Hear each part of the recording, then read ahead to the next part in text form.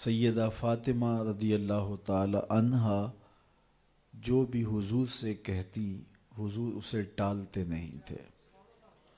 اور اہل تصوف نے لکھا ہے آج بھی سیدہ کے وسیلے سے حضور کی بارگاہ میں کچھ عرض کیا جائے تو وہ رد نہیں ہوتا۔ سیدہ طیبہ طاہرہ ظاہرہ عابدہ ساجدہ راکعہ سیدہ فاطمہ الزہرا رضی اللہ تعالی عنہا کا اسوہ مخدرات اسلام کے لیے، ہماری بہنوں بیٹیوں کے لیے مکمل کامل اور اکمل نمونہ ہے۔ تو میں گزارش کروں گا اس بے حیائی کے ماحول میں، جبکہ میڈیا بے لگام ہے، سوشل میڈیا قیامت ڈھا رہا ہے، آنکھوں سے حیا اڑ گئی ہے، سوچوں میں آوارگی آ گئی ہے، لباس سمٹ سمٹ کے بالکل واجبی سا رہ گیا ہے، اور حیا قصہ پارینہ بن گیا ہے۔ یہ اڑتے ہوئے آنچل، لہراتے ہوئے دوپٹے اور جو ہے وہ بکھرے ہوئے بال، یہ حیا کے جنازے سڑکوں کے اوپر گھومتے ہوئے، اور بازاروں میں صنفی آزادی اور جنسی بے رہروی اور جو کچھ ہم دیکھ رہے ہیں، تو آج ہم سیدہ فاطمہ الزہرا کے کردار کو خضر راہ بنائیں۔ جب لبوں پہ قرآن کے نغمے ہو اور آٹا پیسا جا رہا ہو، تو پھر وہ گندم اور وہ آٹا جب بچے کھائیں گے تو پھر حسین ابن علی کے کردار ہی پیدا ہوں گے۔ لیکن تھرکتی تصویریں اور نیم برہنہ شکلیں اور کانوں میں جو ہے وہ میوزک کی آوازیں، اور ماں اس ماحول میں بچے کو دودھ پلا رہی ہو، تو بچہ حسین ابن علی کا جان نشین تو نہیں بنے گا۔ کوئی اداکار تو بن سکتا ہے، کوئی گلوکار تو بن سکتا ہے،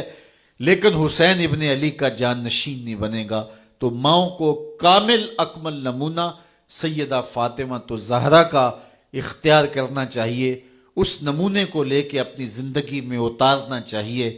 آج ہم دلیلیں دیتے ہیں، میڈیا سے دلیلیں سنتے ہیں، اسلام تنگ نہیں ہے، تم نے اسلام کے دائرے کو تنگ کر دیا ہے۔ میں ایک ہی بات کہا کرتا ہوں، یہ دلیلیں دینے والے سوچیں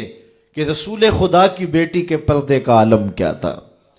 بس ہمارے لیے وہ نمونہ ہے، وہ کامل اور اکمل نمونہ ہے،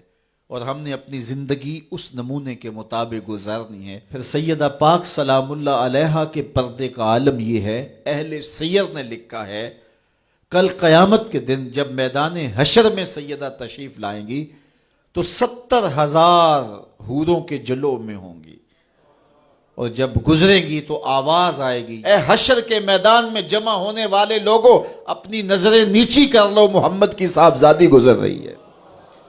تو قیامت کے دن بھی اللہ ان کو یہ اعزاز دے گا، ان کو تکریم دے گا، ان کو عزت نصیب کرے گا۔ تو ان سے ہمیں سیکھنا ہے